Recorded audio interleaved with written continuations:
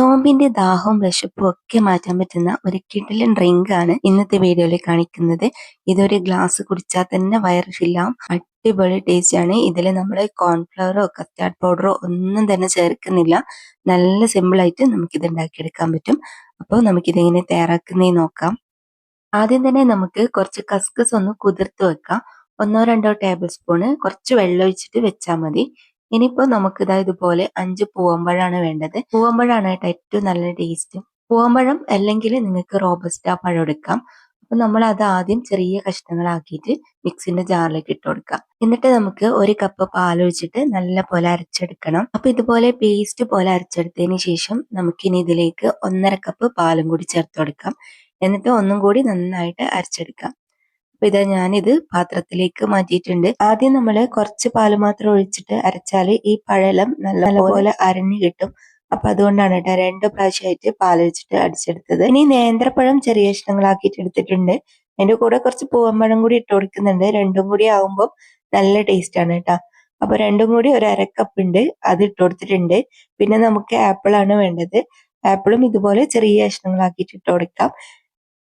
പിന്നെ 1/2 കപ്പ് ഉറുമാമ്പഴം കൂടി ഞാൻ ഇതിലേക്ക് ഇട്ട് കൊടുക്കുന്നുണ്ട്. നിങ്ങൾക്ക് ഇഷ്ടമുള്ള ഏത് ഫ്രൂട്ട്സ് വേണമെങ്കിലും ഇതിലേക്ക് ഇട്ട് കൊടുക്കാം. പൈനാപ്പിളും പപ്പായും ഒഴിവായിട്ടുള്ള ഏത് വേണമെങ്കിലും നിങ്ങൾക്ക് ചേർത്ത് കൊടുക്കാം. പിന്നെ എടുക്കുമ്പോൾ നല്ല മധുരമുള്ള നോക്കിയിട്ട് എടുക്കണേ.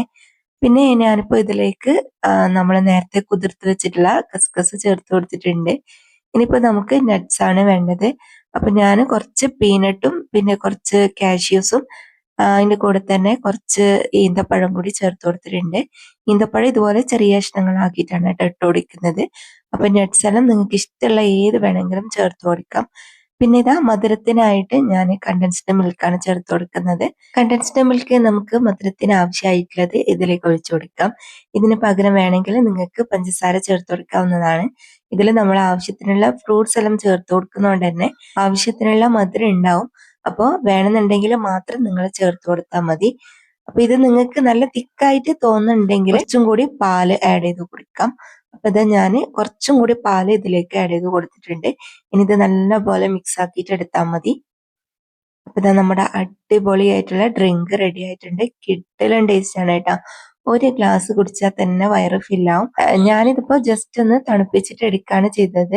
നിങ്ങൾക്ക് വേണമെങ്കിൽ ഐസ് ക്യൂബ് ചേർത്ത് കൊടുക്കാം. ഇനിയിപ്പോ ചൂടൊക്കെയാണ് വരാൻ പോകുന്നത്. അപ്പൊ ഈ ചൂട്ടിന് നല്ലൊരു ആശ്വാസം കിട്ടുന്ന ഒരു ഡ്രിങ്ക് ആണ്. അപ്പൊ എല്ലാവരും മസ്റ്റ് ആയിട്ട് ട്രൈ ചെയ്ത് നോക്കാം. നിങ്ങളുടെ കയ്യിൽ ഏതാണോ ഫ്രൂട്ട്സ് ഒക്കെ ഉള്ളത് അത് മാത്രം ഇട്ട് കൊടുത്താൽ മതി. എന്നിട്ട് ഇതുപോലെ റെഡിയാക്കിയിട്ട് എടുക്കാം. അപ്പൊ ഇന്നത്തെ ഈ ഒരു വീഡിയോ നിങ്ങൾക്ക് എല്ലാവർക്കും ഇഷ്ടമായിട്ടുണ്ടാവും എന്ന് വിചാരിക്കുന്നു. വീഡിയോ ഇഷ്ടമായാലും മറക്കാതെ ലൈക്കും ഷെയറും കമന്റും ചെയ്യണേ.